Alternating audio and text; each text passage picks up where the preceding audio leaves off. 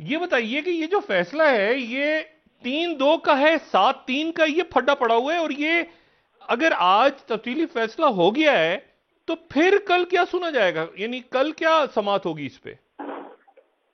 جی doctor صاحب، یہ جو آج جسٹس منصور علی شاہ صاحب اور جسٹس جمال مندوخیل صاحب کا جو ابھی ریزننگ سامنے آئی ہے، جو کہ وہ 5 رکنی بینچ جو لاسٹلی جو ہے وہ اسمبل ہوا تھا، اس نے جو ہے بہت نئی چیزوں کو جو ہے نا سوالیہ نشانات جو ہے نا وہ سامنے لے آئی ہے یہ ان کا فیصلہ۔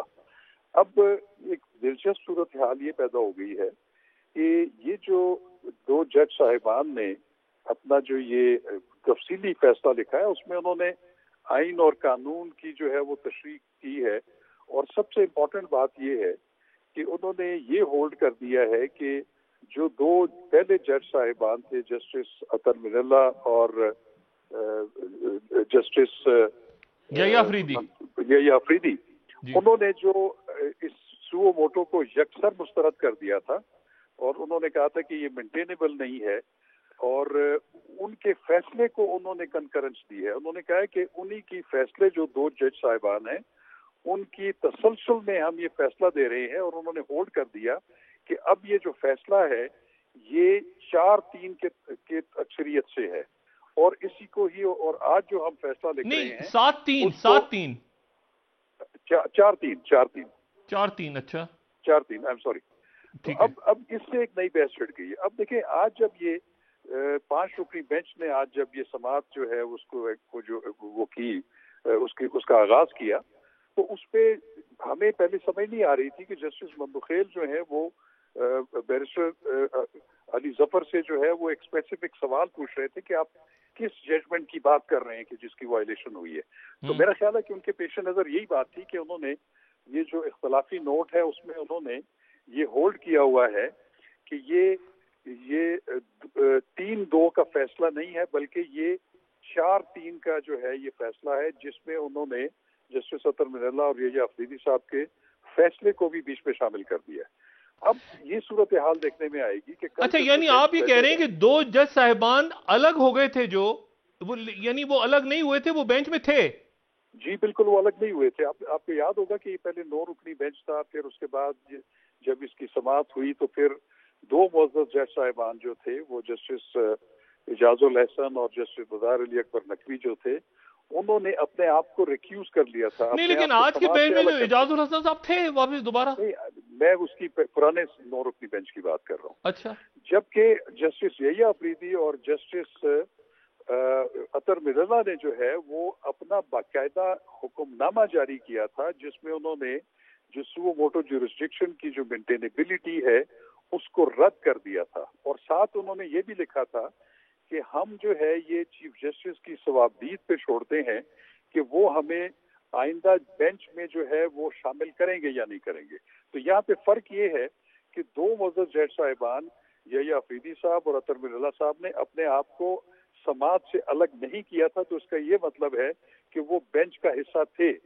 تو پھر اسی لیے جسٹس منصور علی شاہ اور جسٹس جمال مندوخیل نے انہی کے جو حکم نامے ہیں ان کو آگے انڈورس کر کے یہ توجیہ دی ہے کہ یہ چونکہ 4 ججز سو موٹو جورسڈکشن کو جو ہے ایکسرسائز کرنے کو یکسر مسترد کرتے ہیں، اس کو ڈسمس کرتے ہیں۔ شاہد عثمانی صاحب، یہ از خود نوٹس کیا چیز ہے؟ مجھے یہ ذرا بتائیے گا کہ یہ پاور جو ہے یہ چیف جسٹس صاحب کب لے سکتے ہیں؟ آپ چونکہ خود ان بڑے مناصب پہ رہے ہیں، ہائی کورٹ اور سپریم کورٹ، یہ مجھے بتائیے گا کہ یہ سوموٹو کیا چیز ہوتی ہے؟ کس بات پہ مطلب کیا بات ذہن میں آتی ہے جب سوموٹو لیا جاتا ہے، از خود نوٹس لیا جاتا ہے، اور کب نہیں لیا جاتا؟ مطلب کئی دفعہ میں ایسا لگتا ہے کہ بہت بڑے سانے ہو گئے، ان پہ از خود نوٹس نہیں ہوا، اور کسی ایک چیز کے اوپر ہو گیا، تو یہ کیسے ہوتا ہے فیصلہ؟ دیکھیے، سپریم کورٹ کو جو پاورز ہیں کانسٹیٹیوشن میں وہ صرف اپیلٹ پاورز ہیں، یعنی وہ اپیلیں سن سکتے ہیں۔ صرف ایک پروویژن ہے، وہ ہے آرٹیکل 184(3), جہاں پہ کہ سپریم کورٹ کو اوریجنل جورسڈکشن ملی ہوئی ہے، اور جہاں پہ کہ وہ چیزوں کو خود دیکھ سکتی ہے، اور اس کو ہم افتخار چودھری صاحب کے زمانے میں انہوں نے اس کو ایکسپینڈ کر کے اس کو ایک 100 موٹو نوٹس کر کے جہاں پہ gross violation of human rights ہو اس کو 100 نوٹس لے سکتی ہے سپریم کورٹ. اس طرح سے کام شروع ہوا کیونکہ وہ زمانہ کچھ اور تھا, وہاں پہ ہنگامے ہو رہے تھے ہر طرف اور لائرز موومنٹ چل رہی تھی, سب کچھ ہو رہا تھا. تو اس زمانے میں تو اس کا بڑا واہ واہ ہوئی, لیکن اب چونکہ وہ ایک پرنسپل بن گیا تھا تو اس کو ہر چیف جسٹس نے نہیں تو اس سے پہلے نہیں تھا یہ ازخود نوٹس؟ کئی لوگوں نے صحیح استعمال کیا. شیخ عثمانی صاحب اس سے پہلے ازخود نوٹس نہیں تھا, اور اس کی وجہ سے اس سے کافی کنفیوژن پیدا ہو گئی ہے. اور اس کے متعلق کوئی ڈبیٹ ہونی چاہیے, اس کے متعلق کوئی ڈسکشن ہونی چاہیے, یا پارلیمنٹ میں کوئی لا بننا چاہیے, یہ کس طریقے سے اس کو چینج کیا جائے, یا پھر جس سے میں نے پہلے کہا تھا آپ سے کہ ایک کمیشن بنایا جائے سپریم کورٹ کے رولز بنانے کے لیے تاکہ اس چیز کو دیکھا جائے. نہیں, افتخار چودھری صاحب کی لائر موومنٹ سے پہلے بھی تھا ازخود نوٹس؟ نہیں, ازخود نوٹس تو یہ بعد میں شروع ہوا ہے, لیکن یہ پہلے جو پرنسپل تھا وہ اوریجنل جیورسڈکشن کا پرنسپل تھا, اور جس کے تحت یہ کر سکتے, ورنہ اپیلیٹ جیورسڈکشن ہوتی ہے سپریم کورٹ کی اور کوئی جیورسڈکشن نہیں ہوتی, صرف اس معاملے میں ان کی اوریجنل جیورسڈکشن. شیخ عثمانی صاحب, میں نے ایک پروگرام کیا تھا سپریم اسٹیل مل کی جب فروخت ہو رہی تھی مشرف صاحب کے دور میں, اس پہ یعنی لائر موومنٹ سے پہلے, یعنی جس پہ ایکچولی پھر پھٹا کھڑا ہو گیا تھا, یہ اسٹیل مل کی جو پرائیویٹائزیشن پہ اس پہ ازخود نوٹس ہو گیا تھا, آپ کو شاید یاد ہو. نہیں, وہ کون چیف جسٹس تھا زمانے میں؟ افتخار چودھری صاحب. ہاں وہی نا, افتخار چودھری صاحب نے شروع کیا تھا یہ سب کچھ. اچھا, تو اس سے پہلے, یعنی اس سے پہلے یہ نہیں تھا سچ؟ پہلے کوئی نہیں, کسی اور نے میں بھی گناہگار ہوں, معذرت. شاخاور صاحب, اچھا نہیں, شیخ عثمانی صاحب پارلیمنٹ اس کو تبدیل کر سکتی ہے, تو پارلیمنٹ تو پوری نہیں ہے اس وقت. ہاں, یہ الگ بات ہے کیونکہ ہماری سچویشن کچھ ایسی ہے کہ پارلیمنٹ یقیناً اگر تو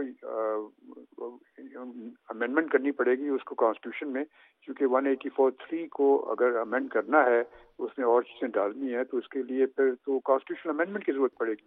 یعنی 2/3 majority. Procedure wise supreme court اپنا پروسیجر میں کچھ تھوڑی بہت چینجز کر کے اس چیز کو کسی نہ کسی طریقے سے اس پرابلم کو سے بچ سکتی ہے. شاخاور صاحب, پارلیمنٹ تو موجود نہیں ہے, تو یہ ترمیم کیسے ہوگی؟ ازخود نوٹس کو بھی تو ایک سوال اٹھایا نا یہاں پہ محترم جج صاحبان نے کہ یہ ازخود نوٹس تو ون مین شو ہو گیا.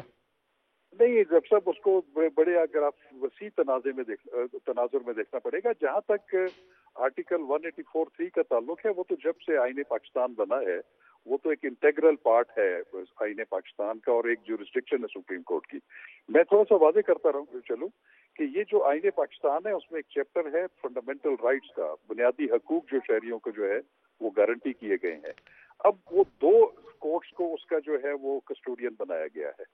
ایک ہائی کورٹ کو article 199 of the constitution of Pakistan کے تحت, اور سپریم کورٹ کو آرٹیکل 184(3) کے تحت.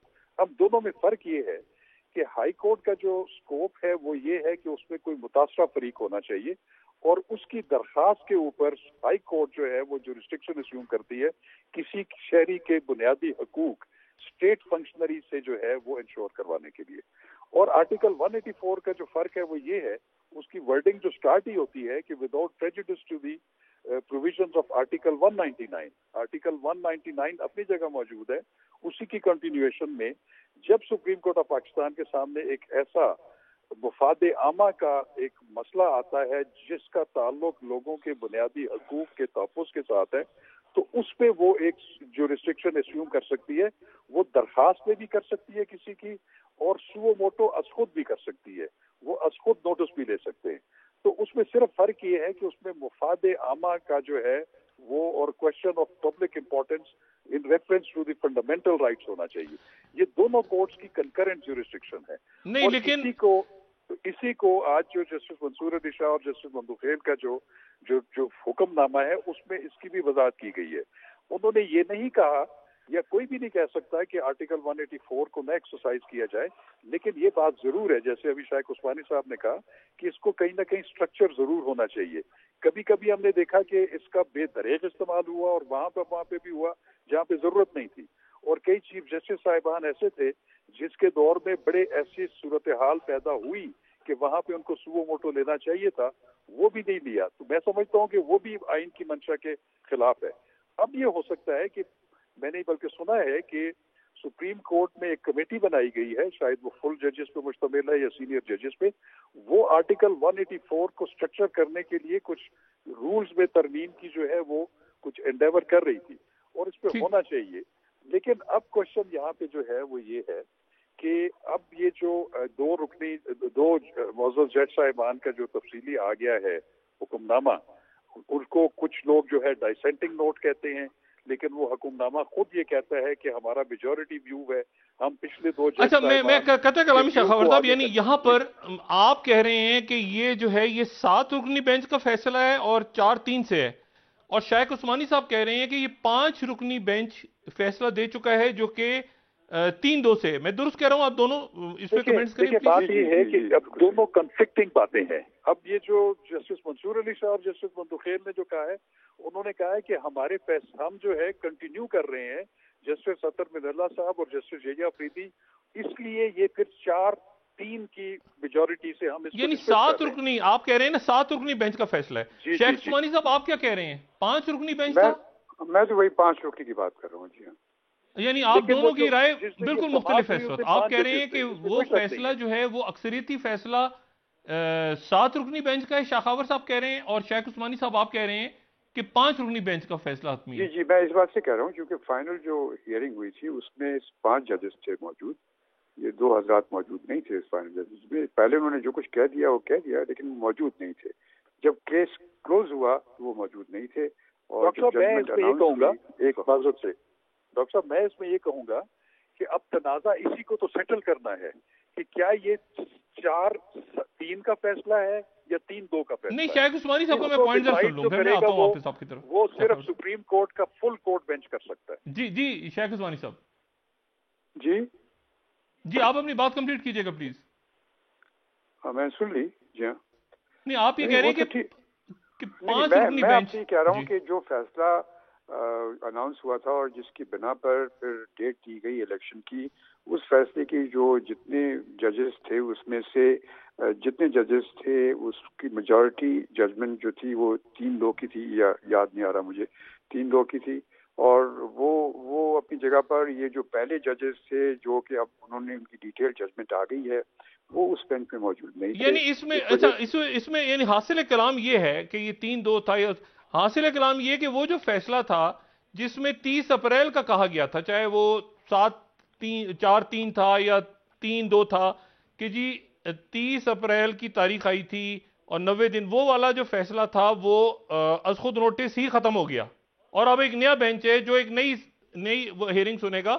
اور اسی لیے الیکشنز فی الحال جو ہیں وہ ہمیں تحلیل ہوتے نظر آ رہے ہیں کہ ہیں نہیں مستقبل قریب میں بعید میں. جی بالکل. جی شاہ خاور صاحب ایسے ہی ہوا ہے؟ جی دیکھیں، بات یہی ہے کہ جب 30 تاریخ کو جب یہ فائنل ججمنٹ اناؤنس ہوئی، اس میں تو کوئی شک نہیں، اس وقت تو 5 معزز جج صاحبان تھے.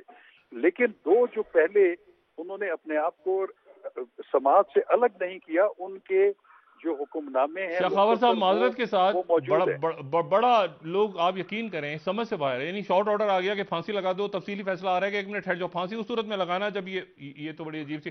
بہرحال شاہ خاور صاحب آپ کا بہت شکریہ، اور شیخ عثمانی صاحب آپ کا بہت شکریہ.